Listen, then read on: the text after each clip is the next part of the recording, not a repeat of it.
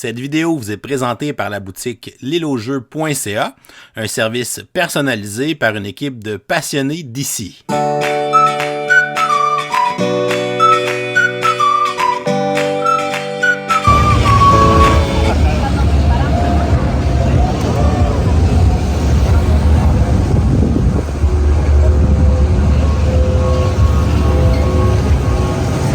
Hey, bonjour tout le monde!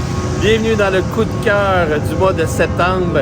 Mon nom est Martin Lafrenière de la zone Jeux de société, mais vous êtes sur la chaîne du professeur Board Game. Ben oui, comme vous pouvez le constater, je suis sorti de mon sous-sol pour aller faire un petit tour à New York.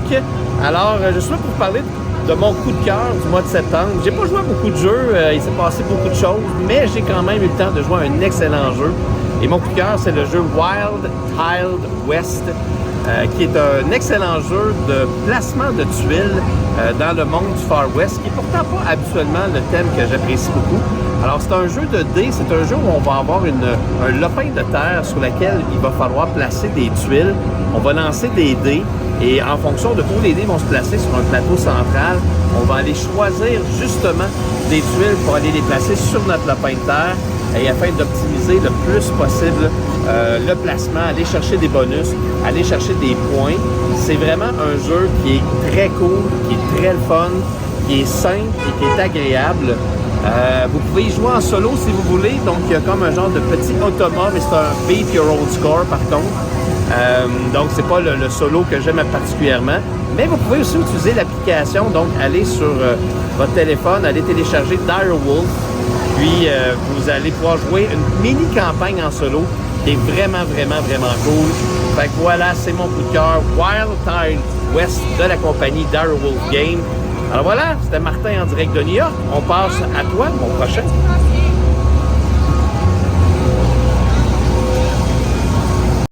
Bonjour, mon nom est Martin de l'Atelier du Meeple et merci encore au professeur Board Game de nous recevoir pour ses coups de cœur du mois de septembre. Ce mois-ci, je change un peu mes habitudes dans le style de jeu et je vous parle du jeu Kawali. Kawali, c'est une production de chez Gigamic. C'est dans leur lignée de jeux magnifiques où il y a des pièces en bois et tout ça. Et c'est un mélange entre le tic-tac-toe et le Mancala.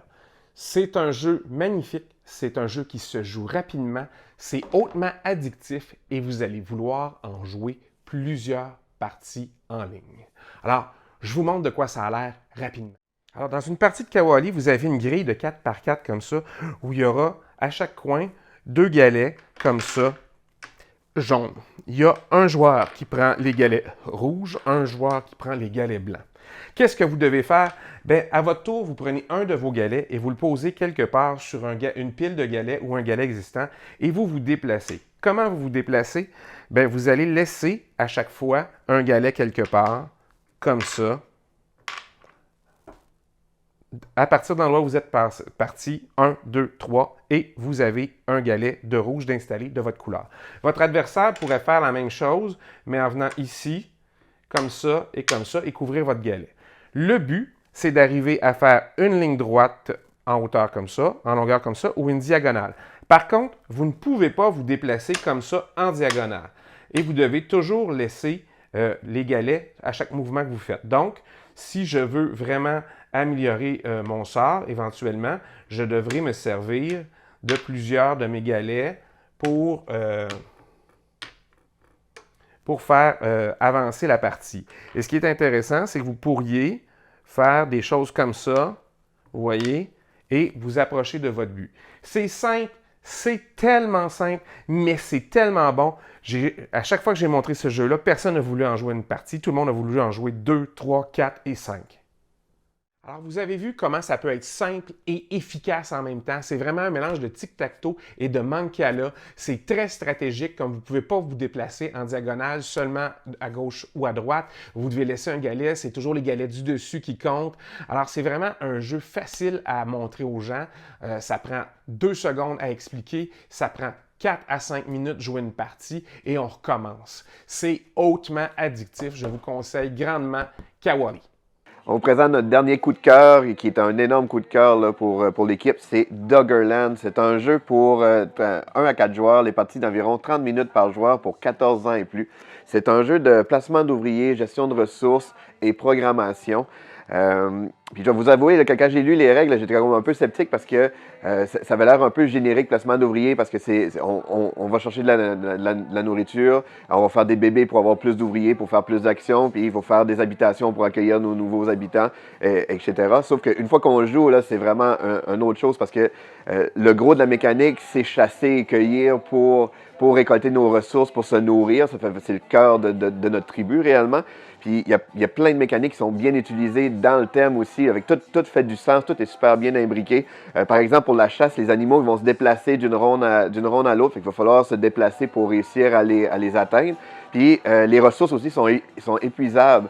Fait que c'est aussi quand on épuise trop une tuile, mais il va falloir déplacer nos campements. Fait qu'encore là, on a vraiment l'impression d'être des nomades qui se déplacent partout pour survivre puis développer notre campement.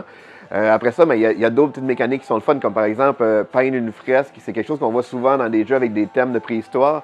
Mais dans ce cas-ci, on utilise la mémoire collective de nos chasses. Fait que c'est comme une double utilisation de nos chasses. Il faut vraiment chasser pour se nourrir, chercher avoir de la viande puis des os pour faire des outils. Mais en plus, on garde les animaux qu'on chasse dans notre mémoire collective. Puis après ça, on peut aller peindre des fresques pour améliorer un peu comme notre culture dans le jeu. Et c'est vraiment intéressant. C'est super bien fait. On s'imprègne du thème là, beaucoup. On a chacun notre plateau personnel. On peut s'améliorer un peu, avoir des plus longs déplacements, une plus grosse capacité là, pour cueillir les récoltes qu'on va faire.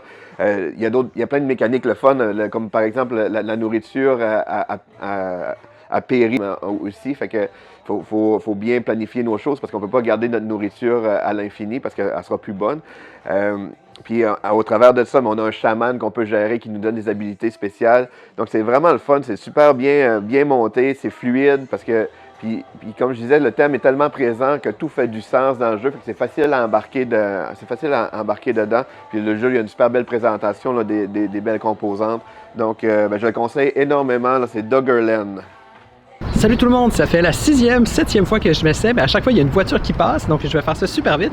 Donc je vous laisse admirer la murale derrière moi et je vous présente très rapidement mon coup de cœur du mois, c'est Conceal of Shadows, un jeu de conquête spatiale et de développement avec beaucoup de moments d'opportunisme. Donc il faut réussir à bien jouer ces actions qu'on programme pour pouvoir réussir à se développer et aller chercher des dark tech qui sont des technologies vraiment puissantes qui peuvent vraiment avoir un bon effet sur la stratégie. Donc, plus on est rapide à aller les chercher, plus ça va être payant. Et pour aller les chercher, c'est une petite mécanique de deux valeurs deux jauges si on veut. Il y en a une qui peut monter très vite, mais quand la seconde rattrape la première, c'est là qu'on peut aller en chercher. Donc il y a toute une question de est-ce que j'essaie de monter mes deux beaucoup ou je monte très peu la première pour que ce soit plus facile à rattraper. Bref, c'est très flou dit comme ça. J'étais pas trop sûr avant d'y jouer, mais finalement j'ai bien apprécié. Donc si jamais vous avez l'occasion de l'avoir sur votre table, je vous dirais de l'essayer vous aussi. Donc voilà, c'était mon coup de cœur du mois et je vous souhaite de bonnes découvertes dans le reste de la vidéo du professeur Board Game que je salue au passage. Donc merci tout le monde. À la prochaine. Salut tout le monde, me revoilà sur la chaîne du professeur Board Game pour vous parler de mon coup de cœur du mois de septembre, le jeu Knarr. Donc Knarr, c'est un jeu que j'ai pu faire presque 300 parties sur BGA depuis qu'il est sorti. C'est un jeu qui rentre exactement dans le créneau des genres de jeux que j'aime, c'est-à-dire c'est un petit jeu initié qui te demande des choix très intéressants à chaque tour. Dans chaque tour, quand tu joues quelque chose, tu dis est-ce que je prends celle-là? Est-ce que plutôt je joue celle-ci pour que le tour d'après, je puisse prendre cette carte-là et jouer ceci? Ou est-ce que plutôt j'attends de pouvoir faire mon commerce, comme ça je prends tous mes points? Ou est-ce que... Bref, vous voyez ce que je veux dire, c'est des choix intéressants à chaque tour. Puis la mécanique a été expliquée assez rapidement. Et puis c'est vraiment un jeu qui te donne envie, aussitôt que tu as fini la partie, de faire... Est-ce qu'on en refait une? On a plusieurs axes de stratégie possibles, donc on n'a pas l'impression qu'on fait la même chose à chaque fois. Selon les cartes qui vont sortir, peut-être que là tu vas partir sur une stratégie de réputation, ou peut-être que tu vas partir sur une stratégie de commerce, parce que là il y a les deux cartes rouges qui sont sorties. Les cartes rouges, c'est les cartes commerce. Donc c'est sûr que c'est un jeu que je me vois pas me tanner. C'est un qui va sûrement finir dans mon top 10 de l'année. Je pense pas top 5, mais surtout dans les tout petits jeux de ce style-là. C'est un jeu qui tourne très bien sur BGA, étant donné qu'on a un peu ce système de réputation. Il y a une façon de scorer des points où, par exemple, à chaque début de tour, tu es obligé de prendre 2 points. Ben, c'est sûr que c'est un petit peu plus difficile à faire en physique parce que là, tu es tellement déconcentré par autre chose que peut-être que tu oublies de prendre tes 2 points. Donc voilà, c'est quand même quelque chose qu'il faut porter attention, mais sur BGA, ça le fait tout seul, donc c'est génial. Mais faut quand même pas passer à côté de la boîte parce que Bombix ont fait un travail monumental à l'édition. à la place d'avoir des cartes dans des petits sachets en plastique, on a des belles petites boîtes comme ça, avec des belles grosses cartes avec du relief en tarot. Moi, je suis team no sleeve, donc j'aime bien pouvoir toucher la matière des cartes. On a des belles grosses cartes de tarot avec des belles illustrations. Bravo à vous, Bombix. Knar, un de mes jeux préférés de cette année. Au moment où cette vidéo va sortir, il y a des bonnes chances. Oui, je vais être encore au Québec, donc si on s'est croisés, ben c'est chouette. Et puis si on s'est pas croisés, ben peut-être la prochaine fois. Mais je sais que David, toi, on s'est vu hier, parce que toi, tu poses ça les lundis. Donc ça veut dire que je t'ai déjà vu. Et puis c'était tellement le fun. Je t'ai tellement battu souvent. Hein? Bonjour mes bipèdes centenaires, c'est Vince, j'espère que vous allez bien. Merci Dave de me laisser partager mon coup de cœur de ce mois-ci et celui-ci sera Industria, un jeu de 2003. Ben oui, j'étais encore dans mes archéologies ludiques. Industria, pourquoi 6.4 sur 10? Pas le temps de s'obstiner sur le ranking BGG. C'est un jeu qu'on va passer à travers 600 ans d'histoire. Donc un jeu civilisation, mais pas tant que ça, c'est plus un thème civilisation. Où est-ce que les joueurs vont mettre en enchère différentes tuiles qui représentent soit des bâtiments, soit des technologies, ou tout simplement des ressources, peu importe. Et l'idée, en fait, c'est d'avoir le plus de points de victoire.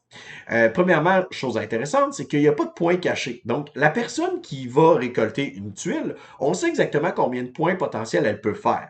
Deuxième chose intéressante, c'est que lorsque je veux construire une tuile, ben, il va falloir que je regarde, est-ce que la ressource est disponible pendant l'ère dans laquelle je suis? Et si c'est le cas, qui a produit ce bâtiment-là? Donc, mon dollar que je dois payer pour cette ressource doit aller à ce joueur-là. Et l'argent, elle est serrée sur un moyen temps.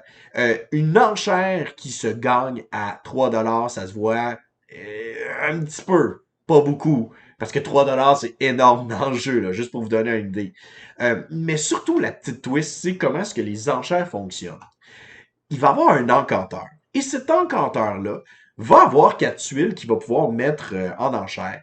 Il va décider d'une tuile. Les joueurs, un après l'autre, vont donner un prix, s'ils la veulent, et doivent donner un prix plus élevé que le joueur précédent. Et moi, une fois que ça vient à mon tour, on a fait un tour de table, je dois décider, est-ce que je vends cette tuile-là au prix que la personne est prête à me donner, ou je la prends pour moi-même, et le prochain encanteur, ben, c'est le joueur à ma gauche. Et vient le sel du jeu par rapport à ça, parce que c'est un jeu super serré, comme j'ai dit, mais c'est aussi un jeu où est-ce que faut lever les yeux, faut regarder ce que les autres joueurs désirent avoir, et surtout, ça se peut que les tuiles qui sortent, ben, ce sont des tuiles qui leur sont très avantageuses, mais que toi, ça te donne pas grand-chose. Donc, est-ce que je suis prêt à prendre cette tuile-là, de perdre mon tour en tant qu'encanteur, pour leur retirer, par exemple, un 5 ou 6 points de victoire, ce qui serait vraiment, vraiment valable comme excuse, parce qu'au final, on gagne avec quarantaine de points peut-être. Donc, c'est un gros truc que j'enlève, mais en même temps, j'ai peut-être besoin d'argent à ce moment-là.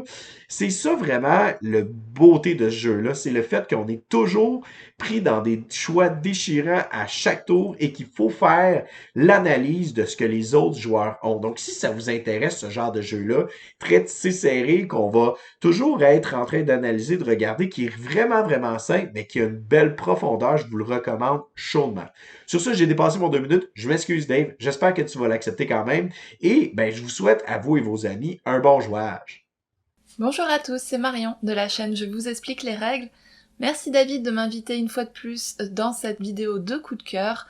Ça me permet de vous parler de ma nouvelle découverte qui s'est passée au week-end du Délirium ludique. Il s'agit de Old London Bridge. Donc c'est un jeu que David m'a fait découvrir, donc merci encore une fois, qu'on a vraiment beaucoup apprécié puisqu'on s'est même permis de refaire une seconde partie, et vous savez bien que pendant ces week-ends ludiques, si on prend le temps de refaire une partie d'un jeu, c'est que vraiment il y a eu un petit quelque chose. Dans Old London Bridge, vous allez reconstruire le pont de Londres qui a pris feu en sélectionnant des tuiles qui sont au milieu de la table. L'ordre du tour a une importance, puisque vous voyez la tuile de plusieurs quartiers. Il va falloir se battre pour celles que vous allez vouloir mettre sur votre pont, en sachant qu'il va falloir les placer en ordre décroissant. Bien évidemment, ça ne sera pas toujours possible, vous allez pouvoir avoir d'autres actions qui vont vous permettre évidemment de casser la ligne de décroissance pour en recommencer une nouvelle. À chaque fois que vous sélectionnez une tuile, il y a un blason qui est présenté dessus, et ce blason vous offre une force d'action en fonction du quartier où vous allez prendre la tuile. Ça va vous permettre d'avancer sur plusieurs pistes, ça va vous permettre de marquer des points, d'obtenir des bonus, bref, de surpasser vos adversaires. C'est un jeu que j'ai beaucoup apprécié pour sa rapidité. On a fait des parties à 4 joueurs, c'était environ 45 minutes, et malgré le petit temps de jeu, il y a quand même une réelle profondeur, il y a vraiment des choix à faire, c'était très satisfaisant. Chaque choix est décisif dans ce jeu, parce que vous allez constamment regarder ce que vos adversaires font, vous allez avoir des choix à faire si vous préférez avancer vous-même sur vos pistes, ou si vous préférez essayer de mettre des bâtons dans les roues de vos adversaires, savoir où se positionner dans l'ordre du tour, tout est une question de tactique. À chaque début de tour, vous allez parier à l'aide de vos cartes en main pour savoir qui va commencer en premier à sélectionner sa tuile. C'est un jeu où vous pouvez facilement jouer du tac au tac, il y aura des petites périodes de réflexion mais ça vous empêchera pas de pouvoir discuter. C'est vraiment un jeu que je pense on a tous apprécié pour son efficacité et sa rapidité. Comme je le disais, il y a plusieurs manières de scorer des points parce qu'il existe plusieurs pistes en fonction de là où vous serez spécialisé. Donc il va falloir constamment surveiller vos adversaires, voir si vous n'arrivez pas à leur mettre des bâtons dans les roues en prenant la tuile qu'ils voudraient. Il y a vraiment une panoplie de choix d'action qui sont facilement entreprenables et c'est vraiment un jeu riche, rapide que je vous conseille d'essayer. Bonjour chers amis joueurs, ici LP et je te présente mon coup de cœur du mois dernier, donc septembre 2023. On y va avec quelque chose d'inattendu, dans mon cas tout le moins, Cheating Moth. Cheating Moth, qu'est-ce que c'est? C'est un jeu de petits jeux de cartes familial extrêmement simple de type Skip-Bo. On va avoir une carte au centre de la table, il y a 4 couleurs de cartes. Pour jouer une de ces cartes, il faut jouer une carte qui est un chiffre plus haut, un chiffre plus bas que la dernière carte qui a été jouée. Ça va de 1 à 5, puis ça roule, donc après 5, on peut jouer 1, après 1, on peut jouer 5. Puis le but, c'est de défausser sa main de carte. Il y a certaines cartes qui vont avoir des effets dont l'idée c'est d'être très comique, fait qu'il y a une carte qu'on joue que tout le monde faut qu'elle ait tapé sur le paquet, il y a une carte qu'on joue qu'on peut faire une espèce de test de rapidité pour jouer une carte dans une couleur, il y a des cartes qui font piger à d'autres, il y a des cartes qu'on donne des cartes à d'autres, mais la particularité de celle-là c'est qu'on a le droit de tricher, ce qui rend le jeu extrêmement drôle si on joue avec sa petite famille ou avec un groupe d'amis. L'idée, c'est que s'il y a certaines cartes qu'on n'a pas le droit de jouer, fait que le seul moyen de se débarrasser de cette carte-là, c'est de tricher. Et on peut jeter des cartes à terre, les mettre dans sa manche, dans son chandail, les lancer en dessous de la table. On peut faire ce qu'on veut pour se débarrasser de les cartes. On a quand même certaines règles à respecter. On peut pas se débarrasser en trichant d'une plus qu'une carte à la fois. Et il y a toujours un joueur qui a la responsabilité d'être le gardien. Si lui surprend quelqu'un à tricher, ben, il va donner le rôle du gardien au joueur qui vient de tricher, et le joueur qui vient de tricher va piéger une carte supplémentaire, ça va ralentir son jeu, et en plus, il va donner un nouveau gardien, et c'est extrêmement drôle d'être le gardien, parce que là, tu surveilles tout le monde, puis dès que tu tournes le dos, quelqu'un attire ton attention ailleurs, tout le monde lance une carte à terre. Ça fait un jeu vraiment hilarant, c'est sûr que c'est un jeu très simple, un peu ridicule dans ses règles et dans sa façon d'être joué, mais l'idée c'est de rire en famille ou avec un groupe d'amis, puis c'est vraiment mission réussie, c'est vraiment très drôle quand on joue avec des enfants, les idées qu'ils peuvent avoir pour cacher des cartes, voler des cartes, tricher avec les cartes, c'est vraiment très très drôle. Comme je disais, on a quand même certaines règles à respecter, mais si tu cherches un petit jeu familial, pas trop cher, facile à jouer, facile à expliquer, ça se joue je pense jusqu'à 8, ça se joue jusqu'à 5, mais genre on avait joué à 6, ça ne fait pas une grosse différence, fait que c'est très très agréable. Donc Cheating Moth, je le recommande fortement. Salut tout le monde, c'est Samir ou Boring Time. Merci à David de l'invitation pour ce mois. Alors mon coup de cœur du mois c'est Sur les traces de Darwin, un jeu de Grégory Grard et Mathieu Verdier, illustré par Maud Briand et David Stibon, par Sorry We Are French. Le jeu est excellent, il est simple, rapide, contrairement à ceux-là que j'aime à l'infini, hyper efficace, une thématique hyper cool, que j'adore, et il est parfait pour quand t'as pas beaucoup de temps. Dans le jeu, on récupère une tuile où il y a le fameux bateau Beagle, tuile qu'on place dans notre espace, et on gagne les bonus potentiels. On avance le bateau d'autant de cases que la position de la tuile qu'on a pu prendre, on remet une nouvelle tuile jusqu'à avoir chacune 12 tuiles dans notre espace. Il y a des bonus et des objectifs en plus, le jeu est aussi simple que ça, mais c'est tellement cool pour pouvoir jouer avec des gros joueurs qu'avec des moins gros joueurs. Et en plus la qualité du jeu est excellente, et il est absolument magnifique. Le petit Beagle là, vraiment, super bonne qualité, et puis les tuiles, hyper bonne qualité aussi, vraiment, de l'excellent travail. Puis en plus, pour les curieux, pour ceux qui sont intéressés par ça, il y a un petit document, un petit appendice, avec plein d'informations sur les animaux, avec des informations sur le voyage de Darwin, etc. C'est vraiment hyper cool, hyper bien illustré, avec plein d'infos vraiment intéressantes. Donc Trop bien. Le temps de jeu que ça nous donne, c'est vraiment un jeu rapide et qui nous permet pourtant de réfléchir. Il est vraiment profond malgré tout. Et il est hyper cool parce que quand tu as 15 minutes, voilà, tu peux jouer à ça. C'est un jeu, j'ai oublié de le dire, mais de 2 à 5 joueurs pour les 8 ans et plus, pour des parties d'environ 30 minutes. À 2, on y joue en 15 minutes tranquillement, quoi. Donc c'est pour moi un must-have dans chaque ludothèque qui permet de jouer avec des non-joueurs, des plus gros joueurs, etc. Et merci à tous, merci à David et bon jeu à vous. Salut les gamers, pour ma part, mon coup de cœur du mois de septembre 2023, j'y vais avec le jeu Life of the Amazonia. Un super jeu qui me fait beaucoup penser à Cascadia, mais une espèce de version plus gamer, plus complexe. On va avoir à se faire un petit habitat avec des tuiles, avec différents environnements, et on va aussi avoir à placer des plantes aquatiques et des meeples d'animaux. Et chaque type de meeple d'animaux, donc il y en a 8 en tout dans le jeu, va scorer de façon différente selon les conditions de placement de ce qui va l'entourer ou dans quel type d'habitat il va être. C'est quoi les autres animaux autour de lui, les arbres, les plantes aquatiques, ces trucs-là. Donc, on va avoir un gros puzzle à optimiser. Et en plus de ça, donc pour effectuer les actions dans le jeu, on va avoir un système de back building. Donc, on a 4 types de ressources. On va avoir des jetons dans notre sac. Et on va, tout au long de la partie, acheter des nouveaux jetons pour justement avoir un meilleur sac, éventuellement purger nos jetons qui sont les moins bons.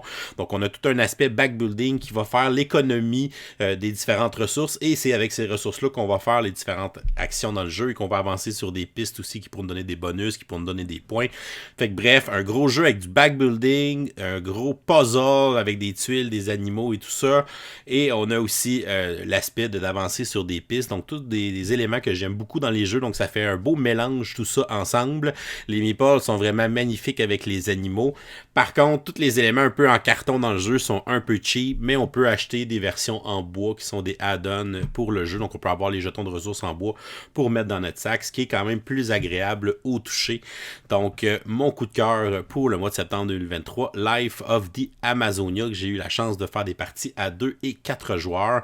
Ça fonctionne quand même bien, peu importe le nombre de joueurs. Évidemment, c'est juste un petit peu plus long, plus on est de joueurs. Et voilà, c'est tout pour aujourd'hui. Oh, c'est vrai, on est lundi. On va donc vous donner une question du jour pour participer à notre concours du lundi pour le mois d'octobre 2023, dans lequel vous pourriez gagner l'extension Cascadia Landmark avec le jeu de base. Donc, on est définitivement dans Team Nature ce mois-ci.